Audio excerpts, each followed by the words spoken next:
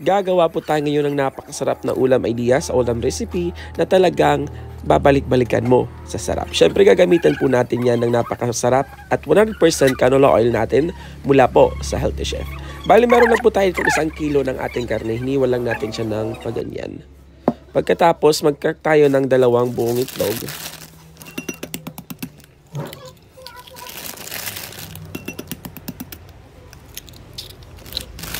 At pagkatapos ibubuhos natin dun sa ating karne. So napaka-budget friendly ng ating recipe ngayon at napakasarap pa at napaka-healthy dahil gumamit tayo ng oil mula po sa Healthy Chef Philippines. So bali 3 buong itlog ang ating nagamit po dito. Ibuhos lang natin dun sa ating karne. And then season lang na po natin siya ng salt and pepper. Pampalasa lang. Damihan natin yung paminta para mas lalong sumarap.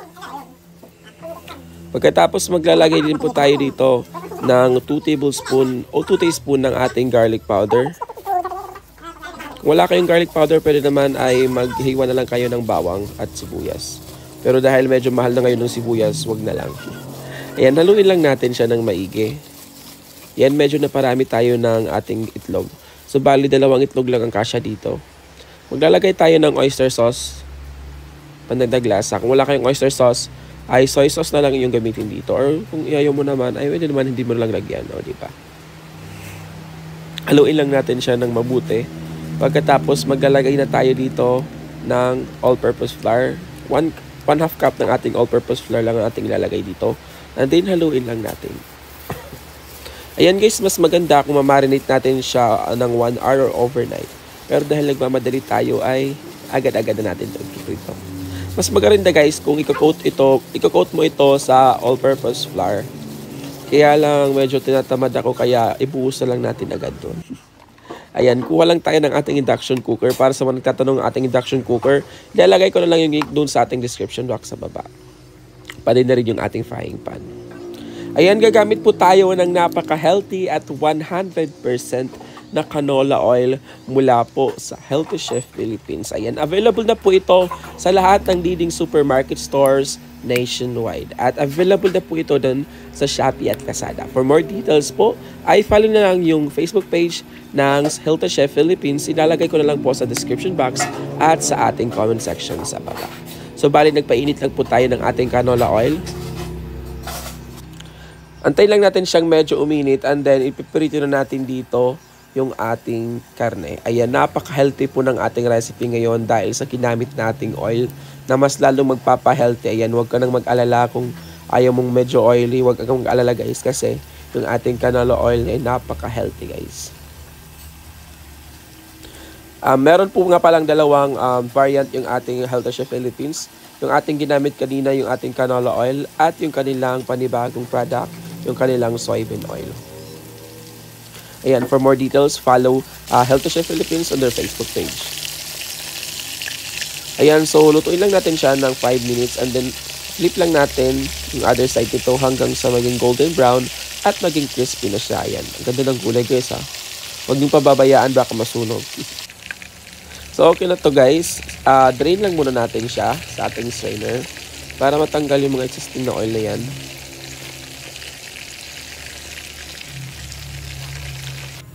Ayan, pagkatapos maghihiwa po tayo ng ating bawang. Dahil ang gagawin po natin ngayon ay garlic buttered. Ha? Ano ba? Ang lulutuin natin ngayon ay garlic butter pork. Diba? Napakasarap. So, hiwain lang natin siya ng maliliit. Pagkatapos kuha tayo ng ating frying pan. At maglalagay tayo ng 100 grams ng ating butter dito.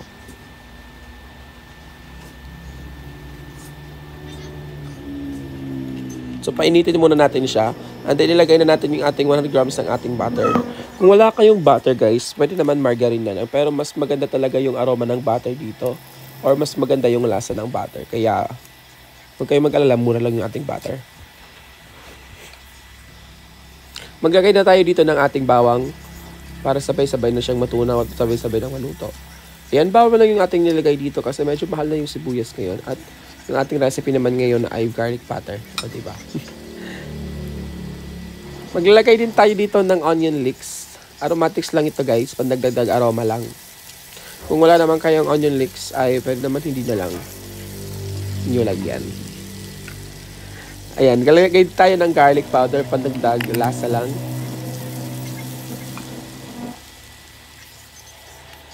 Pagkatapos, maglagay tayo ng oyster sauce.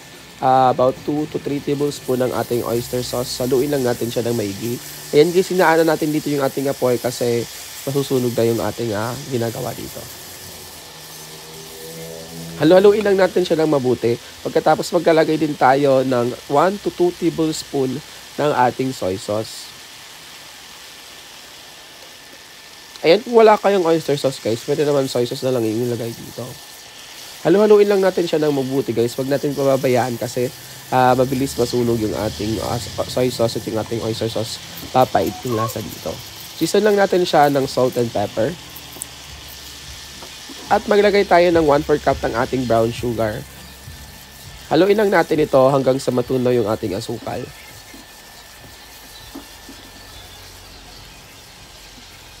So okay na to. Maglalagay din tayo dito ng konting garlic powder. And then haluin lang natin. Hintay lang tayo ng mga 30 seconds.